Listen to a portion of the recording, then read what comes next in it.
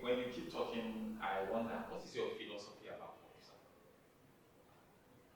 My philosophy about life is that people must live a good life. There is a particular saying that the major glory of every leader is the good welfareism of his people. So I believe that there must be good welfare package for people to live. People must live and live well, live good life. That is my philosophy and ideology about life. Okay, you are operating at the Hems of Affair on the LCDA level. At the federal level, we just had a new um, new administration coming in, and they are about to take off, settle down. If you want to advise Nigerians, at this time where there's this drastic turnover that people are trying to understand what is going on based on the different uh, from the removal and all that, and some of the hardship that are being faced. If you want to advise Nigeria from the federal side of things in terms of how they need to persevere during this time, where the economy and the system is witnessing I would call it a paradigm shift, what would be your message to Nigerians? Anyway, my message to Nigerians is so simple that our President Bola Ahmed Tinubu, I've just spent about 63 or 64 days in office, that we have observed a lot of things. Some Nigerians are happy with, some they are not happy with. But I must tell them that the man is not a magician. He must follow some steps to make Nigeria work. I love his broadcast yesterday, and I think it's actually a broadcast of renewed hope for Nigerians. People just need to take their time, print it out, and read it again.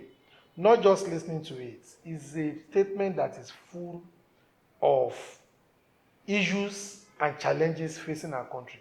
Like he said something. He said we have recovered, that we have saved about 1 trillion naira that some people will have just siphoned into personal.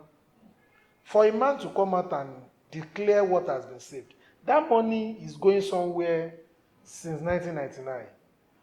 And even before 1999, nobody came to say this is a way to solve it. So for things to take shape, there might be little challenges that we'll face. I just want to plead that Mr. President and those in the hands of affairs, including us in the local government and state structure, to make sure that that pain did not last longer than necessary. So as we're feeling the pain, we should be bringing some palliative. And that is the idea behind his introduction of palliative method and measure by the federal government, states, and local governments. Let me tell you something. As a builder, if you want a house to have a new look, 2 things must happen. So have a new what? Look. Okay, so have a new look, yes. A new appearance. Yes. 2 things must happen to that building. It's either you demolish or you add. If you did not either remove or add, it will remain the same look. So if you want something new, something to change, you cannot expect it as usual. There must be some change. So whatsoever we are passing through now, we should consider it as a removal of some of the bad parts and inclusion of some of the good parts to have a new and a more beautiful structure. So I just want to appeal generally to Nigerians that we are actually in a safe hand. We are in a good hand. And I can say that his last 8 years in Lagos, between 1999 and 2007, can speak for itself. That he did not meet Lagos very good, but he left very nice. That one thing we can say is that we should pray for him for good health and long life, like every other Nigerians we ever pray for. And when I mean good life and long life, it is what a child of 18-year-old can equally pray for, because nobody knows where death will come. Nobody knows what tomorrow has for them.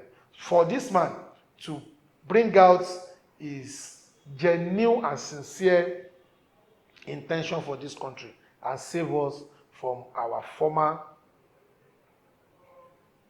life and former way of handling governance in Nigeria. So it's a renewed hope government, and I can assure Nigerians that we will actually have a better future than what we have now. So you are actually advising them to be patient and see how things is going to turn over positively.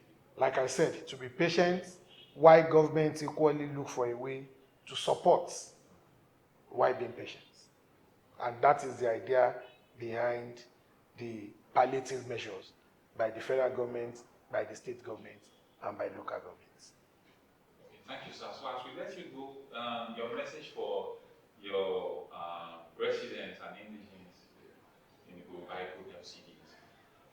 Anyway, I need to thank them for the last 6 years.